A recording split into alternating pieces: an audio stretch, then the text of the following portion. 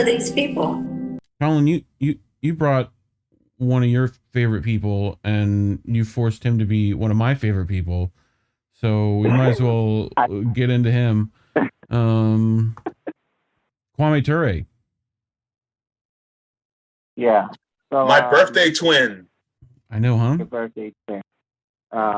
But yeah. But you wanted me to talk about him tonight, though, Reef. Yes, I did. So, but yeah, we've done somewhat of a deep dive with Ture over the past few months. A little bit, probably too much for our audience, so they know him very well. But I think in terms of like what I was saying earlier, Jaybe, you know, we've had, well, you can argue the left, we've had a very rough, you know, going just generally, but I think within the last couple of years, I think especially have been especially rough. I think given, you know, we're seeing the true colors of certain people in power and even in our space who've kind of revealed, you know, where their priorities are and have shifted into directions that are not necessarily reminiscent of what, if you're on the left, what you should be. And so, and one thing that I kind of mentioned, I think a couple of streams back, is the fact that I think we're at a point on the left where we have to kind of regroup, rethink in terms of like what we need to do, like what do we best need to do moving forward, and then proceed from there. And so, so we talked about this in light of what Kwame Ture has said in the past in terms of his thoughts on capitalism and then mobilization and organization. And then there's actually a part in regards to homosexuality that I think in terms of all of this that, you know, you'd be like, we wanted to talk to you about it. And I asked you beforehand if you were willing to talk about it, and you said yes. So, yeah, so these are, for people who are watching, these are new to you. But we're just going to go a little overview of what Kwame has said in terms of capitalism and then organization, mobilization, and then we're going to go into, I think, a little more specific from there. So, if you won't mind, please. Yes, sir. We must understand clearly when we talk about capitalism, who are the capitalists? As if we understand that there are only a few people who own and control the means of production in the society, then we begin to understand that there are a few capitalists. And these capitalists exploit everybody because everybody works for them. Just FYI, 1973. Okay. Everybody sells their labor to them. It is by selling your labor to a capitalist that he's really able to exploit you. Instead of going through theories, let me give some direct example. Let's say that I'm a capitalist. And let's say that I sell shirts. I sell shirts. I have a shirt factory. Let's say this is my factory. I own it. The machinery. I have a place where I get cotton. Now I own it. I'm the capitalist. And let's say you are my workers. You are my workers. You don't know me. You never see me. You see my lackeys, you know, maybe my foreman, but you never see me. Now, let's say it costs me 50 cents for cotton for every shirt I make. And let's say it costs me 50 cents for upkeep of my machinery. That's $1. And let's suppose I pay you $1 for every shirt you make. That means it costs me $2 to get a shirt. Labor included, your labor. I pay you for making the shirt. Now, when I sell the shirt, being a capitalist, and you must know something about capitalism, very important. The sole motivating force in a capitalist society is profit. Profit. That is the sole motivating force. Profit. Get money. Get it. Get it as fast as you can. Get it any way you can, but get it. Just get it. Just get it. And even in, in the African community, it affects us here in this country because Africans, those of us living in America, those of us born in America, we are imbued with the philosophy of capitalism, and sometimes we don't even recognize it. Thus, you find brothers and sisters even selling dope to their brothers and sisters to make money. Again, because we're imbued with the philosophy of get some money. Ain't nothing wrong to kill for money. Hell, your country is napalming for money. You can certainly kill for some money. All right, just get it. Just get it. It's the overall philosophy. When we talk about revolution, we must talk about changing values. We must talk about changing values, and we must understand these values. To the shirt factory. I've not forgotten. I'm just going to tie it in. I'll tie it in for you. I'll tie it in. You will see, you must look under the shirt factory, too. You must look for spiraling economy. That's very important, spiraling economy. I sell the shirt for $5. I sell the shirt for $5. I don't do anything. You're the one who make the shirt. I'm exploiting your labor. You toil, you sweat, I get the fruit.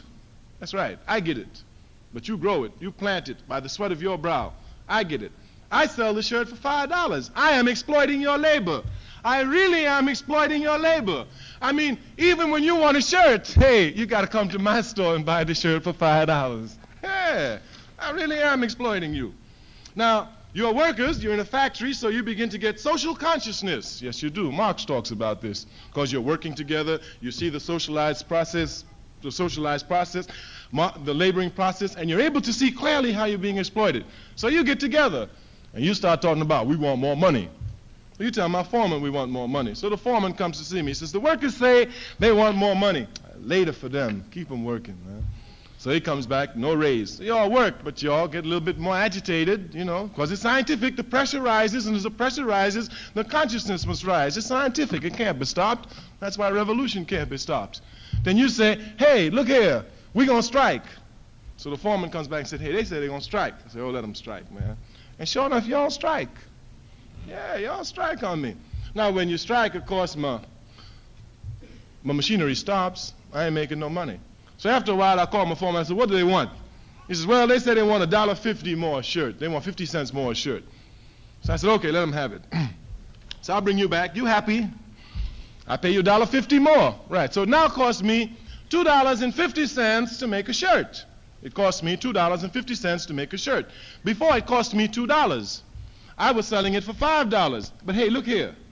I can't go out there and keep selling it for $5. Hey, how am I going to do that? I'm going to lose profit. And look here. Since the sole motivating force in a capitalist system is profit, ain't no need for me to come and sell it for $5.50. Hey, no. Next time you see that shirt on the market, it's going to cost you $7.50. Right, right. And that's what's known as the spiraling economy, because profit is what about? Wages go up at the demands of the workers, and prices rocket. Wages go up, prices rockets, and it keeps going and going and going until it's got to blow the top. It's scientifically real. That's why Nixon is talking about freezing wages and freezing prices. He's stupid. You got to freeze capitalism, Nixon. Freeze capitalism. That's the problem. That's the problem. Yes, that's the problem. You must understand these concepts, because once you begin to understand them and master them, you will see the inevitability of revolution. Not only the inevitability of revolution, but you will see the inevitability of victory for the struggling masses around the world once you understand the scientific principles of revolution. Once you understand it. Good stuff from 1973. How much a shirt costs now? How much we spiraled? Who's making it, is on it, but this is how why unions need to go. Yep. And I'll tell you why. Because this is the back and forth that Ture talks about. You know, you get a little bit more, you might get a little bit more as far as wages, but then the elites increase the price, or they increase your workload, and you go back, and like, so there's this back and forth against capitalism, and no one is talking about that. Yeah. So, you know, that system has to be destroyed. Maybe this sounds a lot like what you talk about on your show frequently. I don't know about you, but Yeah. sounds very familiar. But we got another one. Ready for another bit of Ture? Chapter 9, verse 2? Okay.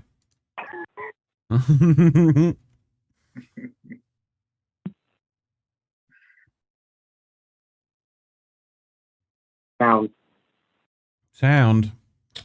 God, that would help. It will be solved.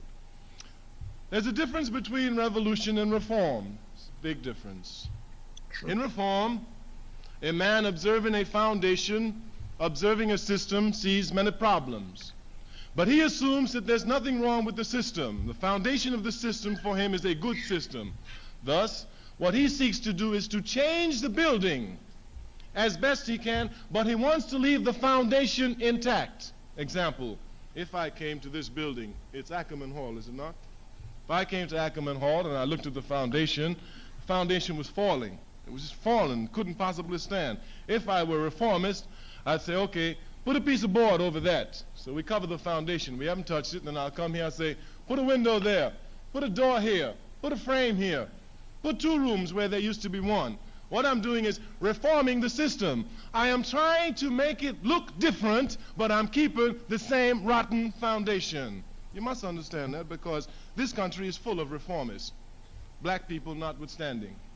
And these reformists have a tendency to deceive you, to let you believe that things are really being changed, when in fact the foundation has not been touched, and the longer it stays, the more rotten it becomes. The more rotten it becomes.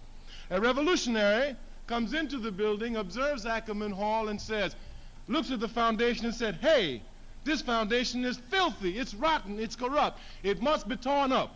A new one must be put in its place. Once he makes that decision, and once that theoretical decision which he's made is demonstrated actively in his day-to-day life, you have a revolutionary. Thus, a revolutionary is not someone who seeks to reform a system, he's someone who seeks to replace it. I'm a revolutionary. I'm not a reformist. I want the American system destroyed. It must be destroyed and has to be replaced. Has to be replaced. There's no ifs, ands, or buts about it. Again, I'm not calling for revolution. I see it coming, and I want to be part of the solution. I don't want to be part of the problem. I've been the victim too long, so I want to be part of the solution. I am saying that all of us must opt for revolution. All of us must opt for revolution. Now, revolution is very scientific. There's nothing emotional about it. There's nothing emotional about it. President Kwame Ture, a wise and courageous African revolutionary, says that in revolution there is no sentimentality. There is none. Whether I like something or do not like something, it is scientifically determined for me, thus I must do it. So I have no sentiments involved in my work. I just have to do what I have to do, and I will do it the best way I can. Best way I can. Now, revolution, we said, follows scientific laws. If you come and you look at the foundation and you see the foundation is rotten, and you say that you want to replace this foundation, you want a new system, you're asking for revolution.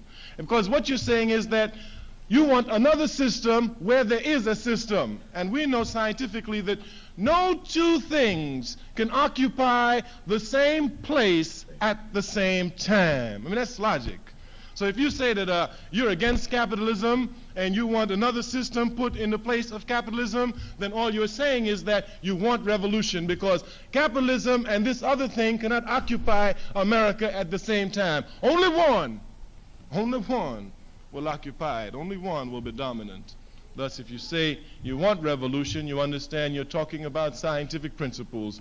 2 systems cannot occupy the same space at the same time. I'm opposed to capitalism. I seek an economic system which must follow the principles of scientific socialism. This system must come, will come, all over the world, America notwithstanding. It must come and will come. Dude's on point. 1973, on point. Like, can't argue with anything. So, yeah. But I think for me, I think this is what frustrates me, is that people often talk around, as he's described, we talk around the problem and not get to the heart of the problem or the root of the problem and attack it from there. Like, we just do the dance around it. And I think there are people on purpose whose job is to kind of talk around the issues and give it the window dressing of, so it goes in the sense of talking about incrementalism. Why do bit by bit when we can attack it right from the heart and get it out of the way right then and there, or at least attack it, at least address it, and kind of go into it from there. But Collin, we have to respect our politicians. We have to respect them. Like, I mean, I know Jaybe at the Reformist Blackout Network, I'm sorry, the Revolutionary Blackout Network, has had a few words with people who just want to reform. Just a little bit. Just a little bit. And how many times have people told you to just reform? It'll be okay. Like, what do you mean? Like, we gonna be all right? Right. We gonna be all right. Yeah, we gonna be all right. That's right. We gonna be all right. Be all right. Is that what you're talking about? Yeah, that's one of them. That's one of them. Yeah. But it's not the goal to say like student loan cancellation. That's 10 and 20K. We should be happy with that. No, we shouldn't. I know plenty of people who are way more debt than that. I know a teacher who's in 6 figures of debt. That's a drop in the bucket for her. Yeah. Now, the question now is that ever going to happen now, given that it's blocked. But, but it's the idea of like, let's be honest with people, and talk about what the main issues are. Talk about things at the base of the problem. And then if you want to go with the incremental from there, that's one thing. I can, especially given that, but there has to be like a plan. There has to be a strategy as to how, like, the prize is won, basically. Yeah. Like, it's like a doctor going in and seeing, okay, I know what the root of the problem is, but we can't attack it at once. We have to do this first, and then we have to do this first, and then we have to do this. So awareness isn't the issue anymore. I think people are aware there's problems. We don't need to mobilize over awareness. Right. Like, you have to organize over things you're for, things that can actually see achieved. I think one thing that Dr. Icon has said, she applied it, and I didn't say any other segment, is that I think our biggest issue is that she mentioned boxing, heavyweights. Heavyweights aren't the politicians. And I think we make that mistake all the time. The capitalists. It's the corporations, it's the big banks. Follow the money. That are kind of, follow the money, and we don't talk, and we give, really, the politicians are really the middle weight. Yeah. Honestly. Of course. So I think in terms of strategy, they hold water for the capitalists. That's what they do. Right. We don't go at the right enemy often. We don't often talk about, like, no, it's Bank of America, it's Chase, it's BlackRock, it's AT&T. Yeah. It's all these big corporations that are running the show. Yeah. We don't often talk about it in that context. We always kind of bring it down to, it's Biden's fault. It's AOC's fault, which it is in part. But as you said, they're the puppets, essentially, to the big bosses that we have to deal with. Ture has some solutions if you want to hear them. If I may, Yes, you may. one of the things that and Kwame Ture was alluding to this basically, and I spoke about this earlier on my show earlier today, was that reformists, they want to treat the symptom, not the underlying cause of the problem. So when you look at these symptoms of capitalism, you have to look at it like it's a viral infection. And you have that viral infection, some of the symptoms may be watery eyes, it could be a congested nose, it could be clogged ears, it could be a strep throat, not strep throat, it could be like a scratchy throat, a sore throat. Am I going to completely alleviate the systemic issue if I give you some chloroseptic spray?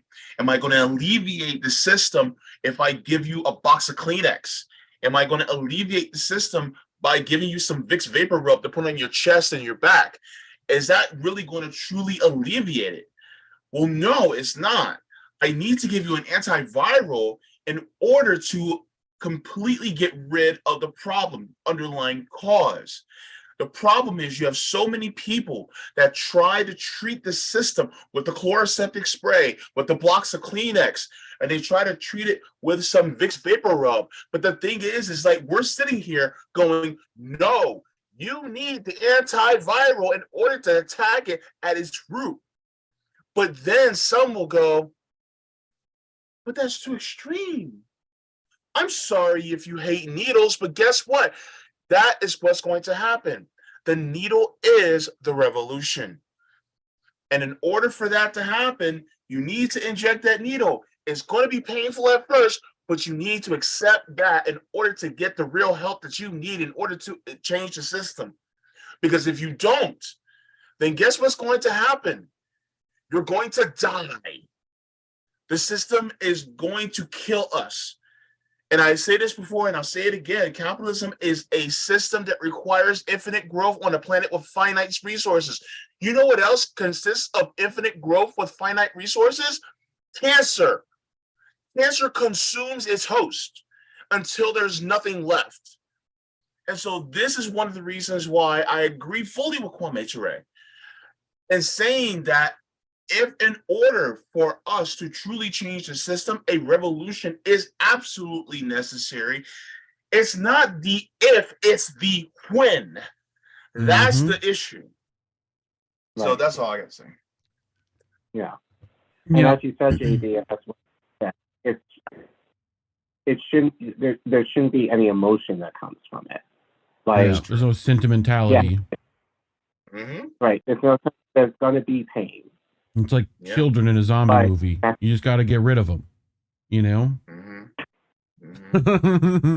But anyway, so I brought this one too. We talk about Kwame and the difference between mobilization and organization. Ture has quite a bit to say about that, so I figured I'll let him speak. Stop. We have told you it's a fact. If you look at history, I have known no great man or no great woman that didn't belong to an organization, not one. The American capitalist system will so confuse some of us that we will actually think that we by ourselves can lead the people to their freedom. There's no such thing as Rambo or Superman. It exists only in Hollywood. Fidel Castro, as bad as he is, he needs the Communist Party of Cuba to help direct Cuba. V.I. Lenin, as rough as he is, he needed a Bolshevik party. Karl Marx was a great man, had to organize the International Working Men's Association. The Honorable Marcus Garvey saw clear and long, but he needed the Universal Negro Improvement Association of the African Community Leagues. Patrice Lumumba was a great man, he needed organization. Harriet Tubman was a rough sister, she needed organization. Rosa Parks sat down so we can get up. She needed organization. Malcolm X so loved organization that when he left the Nation of Islam, he created two organizations, the Muslim Mosque Incorporated for Muslims and the African American Organization, spotted after the Organization of African Unity. Everywhere you will see the need for organization. Martin Luther King was a righteous man, but even he recognized the need for Southern Christian Leadership Conference. And while Nelson Mandela is known all over the world, he still has the African National Congress. Every brother or sister who truly seeks to advance the world must belong to an organization. This we will not stop telling you. I mean, he goes on to talk about the difference between mobilization, between like what Malcolm did versus what King was. You know, King mobilized, but he didn't necessarily organize. You know, so this is why Thomas Sawant, not to say I agree with her on everything, but she mostly gets it. And I think in terms of how she talks about socialist alternatives, it's almost like bored with her. It's like you can't talk about her without talking about socialist alternatives. Always. Look at any interview she does. She will always bring up socialist alternatives. When was the last time the squad has actually mentioned Justice Democrats? In anything that they say. Justice who? Right. When was the last time the squad has ever mentioned about DSA? Mm-hmm. They're affiliated with the depending on who that squad member is. And you never ever hear them talk about them in terms of the principles that they're trying to bring into Congress. So, you know, but that's important because people have to know who you're aligned with in the sense of figuring out like what you stand for. True. And so I think again, just the idea that Kashana Sawant, any interview she does, always talks about socialist alternatives. Always talks about the accountability that she has to have with socialist alternatives. She doesn't do anything without saying, I have to refer to socialist alternative. I have to refer to this group in order to figure out what our best next steps are. Every interview. Yeah. So, last thing before we head on to our last story. JB, you yourself are part of the LGBTQ movement. I would say, you know, you enjoy, you know, that Men, sort of thing. Yes. That I was going to go a little more graphic and then I went, maybe not. But come on, you know me. So Ture was also part of this organization, speaking of, if you would call it that. But you want to hear what he has to say on it? Hopefully. Sure. Otherwise, you're just going to leave and say, you know, bye, I'm done. I'm out of here. What? Anyway, action.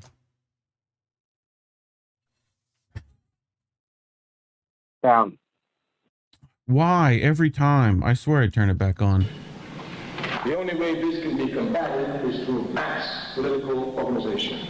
I think we're about at the conclusion. Fundamentals for unity presupposes organization. Now, we did say one thing, and this is a point we must hammer home. We said that when you think, you must think differently from the enemy. The confusion is here. Many Africans in America actually think, and even some who call themselves revolutionary and Marxist-Leninists say that we Africans in America have the same culture like other people in America. And they say it. This is a great error. This causes a great deal of confusion. Secretary says, à chaque peuple sa culture. Every people have their culture. As a matter of fact, our culture has been in conflict with the American capitalist culture and continues to be and will be until we destroy it. If you're not thinking clearly about your culture, you'll make big errors. I'll give you an example.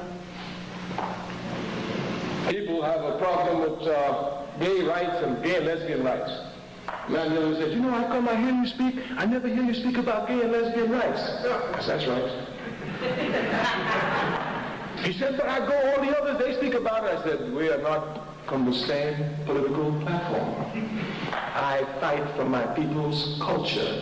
I know they have one. My job is every day to more properly define it and to fight for it.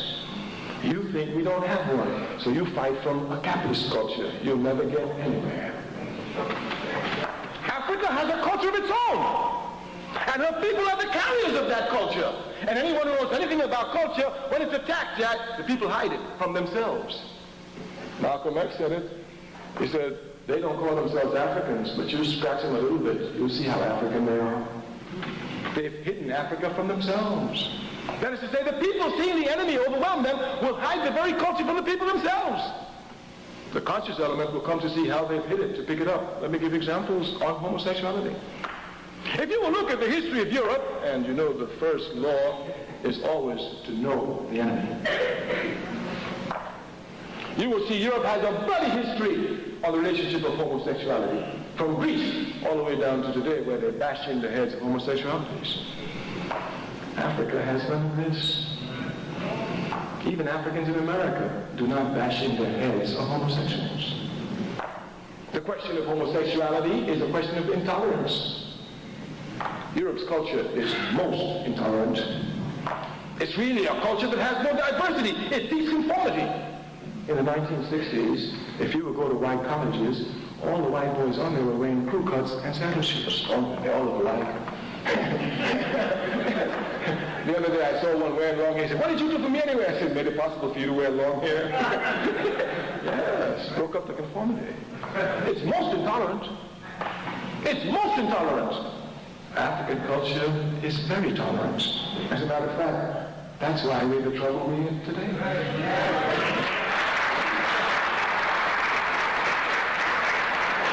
I remember as a young tough in Harlem, I used to go to the Audubon Ballroom when Malcolm was assassinated. I used to go to Rockland Palace, and if my memory serves me correctly, it used to happen in April. It still happens. All the homosexuals in the African community, and they put up signs, and I see them now. They have a big transvestite ball. And they would come at Rockland Palace. We were tough. I mean, 15, 16 armed. But wouldn't anybody think about hitting any of them? The best we could say is, you really think I want as a woman? Yes. No, none whatsoever. The hardest organization in our community against homosexuality is the Nation of Islam. You hear Minister Farrakhan now saying, you better tell them they got to straighten up their wrists. Yes. But everyone knows James Baldwin. And James Baldwin, no African ever hid their homosexuality. James Baldwin was a homosexual. And yet you would hear Malcolm X and Farrakhan praising James Baldwin for his contribution to the struggle.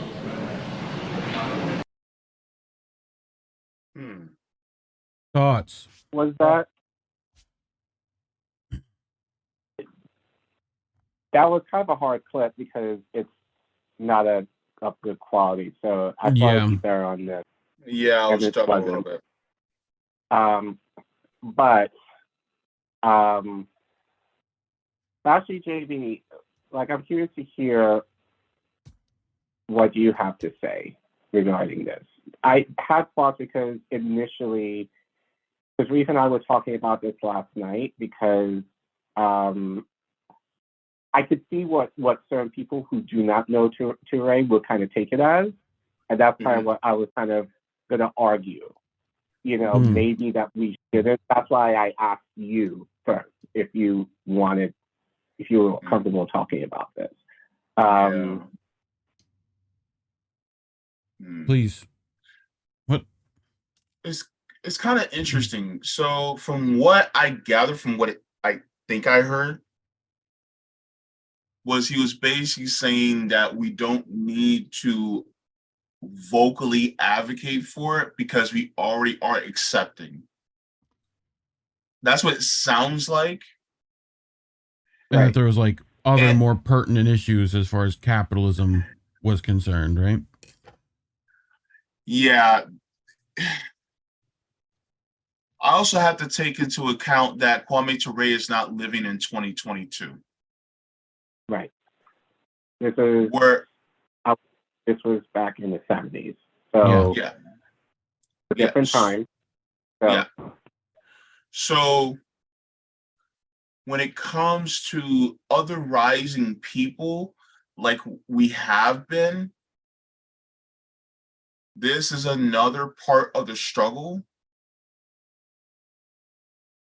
that we are demonized against one another in order to further the goals of the capitalist, because the capitalist really is to divide and conquer. So it's to set the cis person versus the trans person, the heterosexual person versus the LG and B, right? And so because of that, I would deviate a little bit from Kwame Ture at this moment and say it needs to be talked about, but at the same time, it's as a means to educate people, not necessarily to make them feel like it's being forced on them, right? Right. It's to enlighten the person to say, the LGBTQ plus people are not your enemy. You need to actually team up with us in order to take down the capitalist, because we share the common enemy together. Right. And so I think I would deviate a little bit from his perspective a little bit, because from what I know so far, I think Kwame Ture is coming at it from a heterosexual perspective. He's not coming at it from a James Baldwin's perspective, right? Right.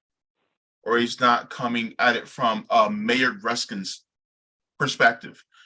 So with that being said, it's like, yeah, I get what you're saying, and we should focus on the culture.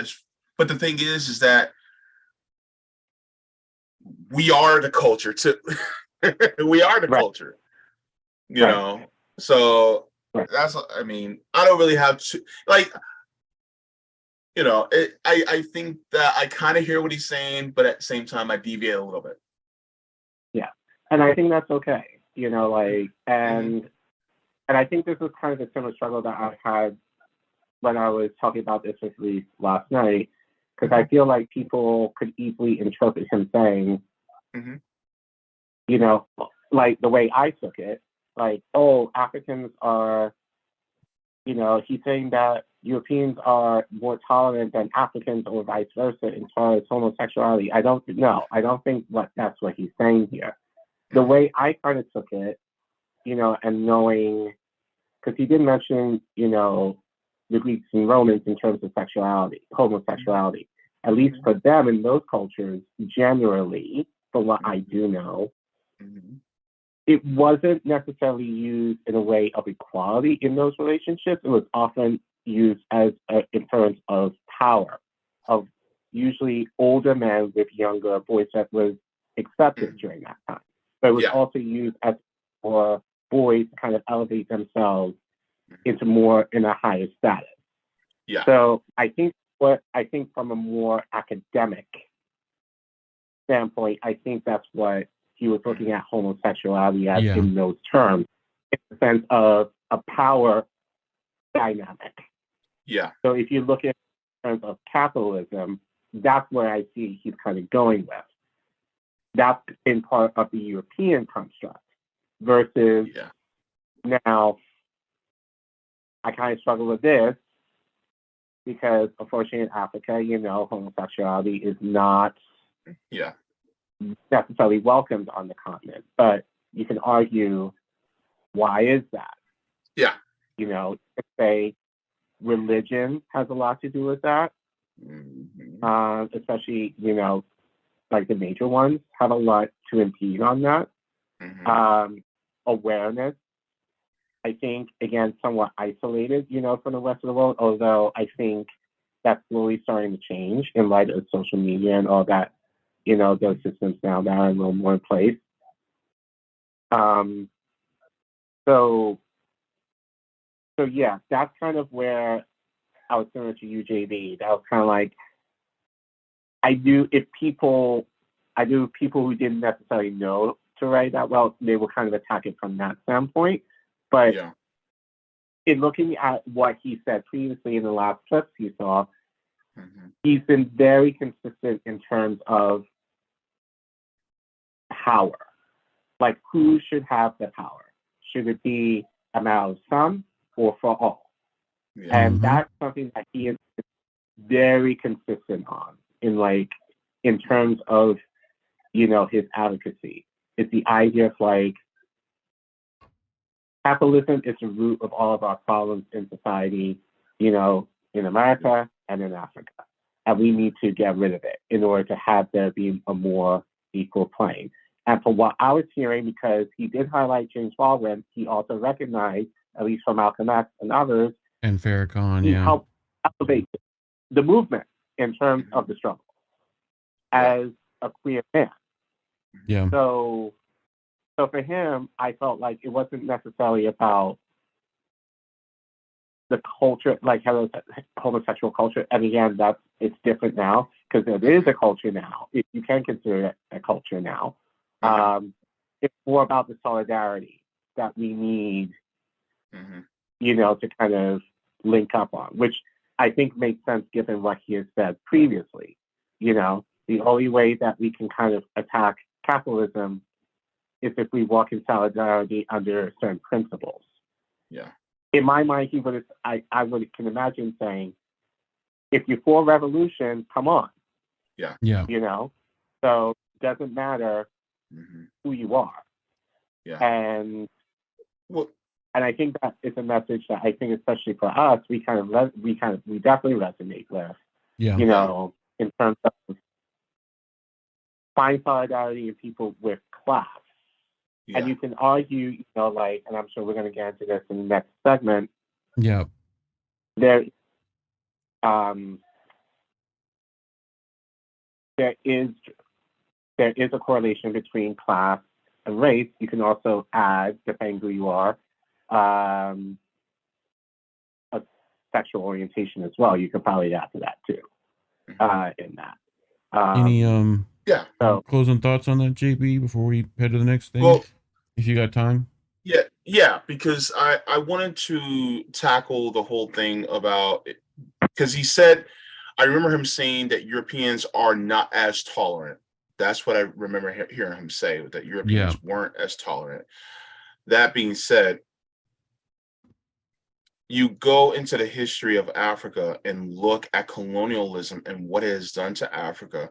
Of course, the religious part of the colonialism aspect, as well as the cultural aspects of colonialism, has definitely had an influence on Africa into making it seem like anybody that is gay, LGBTQ, is a deviation, when I think there's some scholars and some not archaeologists, but scientists have actually looked back on African history pre-colonial times and saw that they actually were more accepting of people who are LGBTQ within their tribes than they are post-colonial era. And so you can also do the same thing when it comes to indigenous tribes here in the United States and in the whole of America.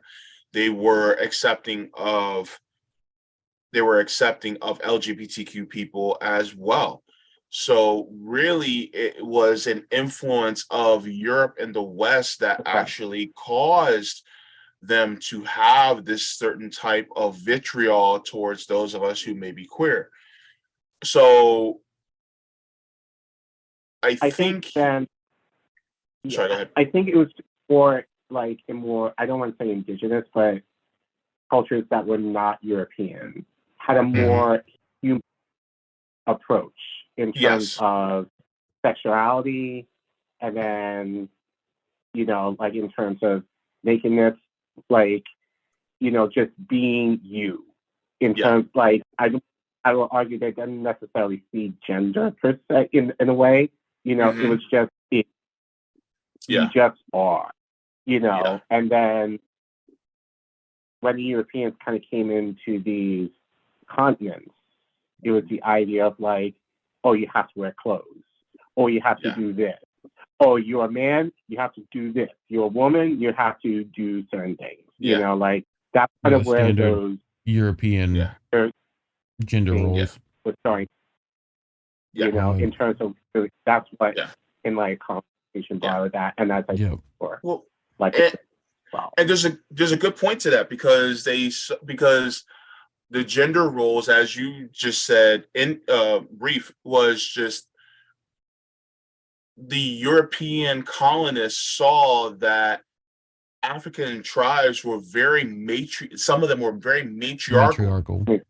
And so they were like, no, we can't have this. You guys have to have the male as the head because of their because of the Abrahamic religions that they subscribe to, particularly Christianity.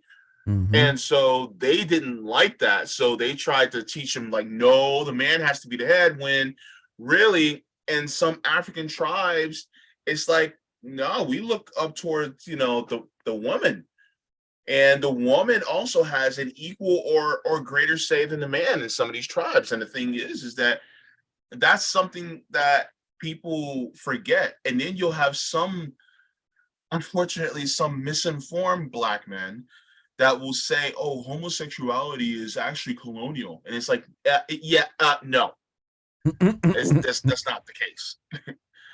Because the thing is that if you look at how they treat homosexuality, it actually was not, because they look down upon it way more. So it's not really a colonial thing. So yeah, it was interesting. I get what Kwame Ture is saying though, but yeah. I mean, for the time period, he's doing pretty well. Yeah. He's got a little way to go, but nobody's perfect.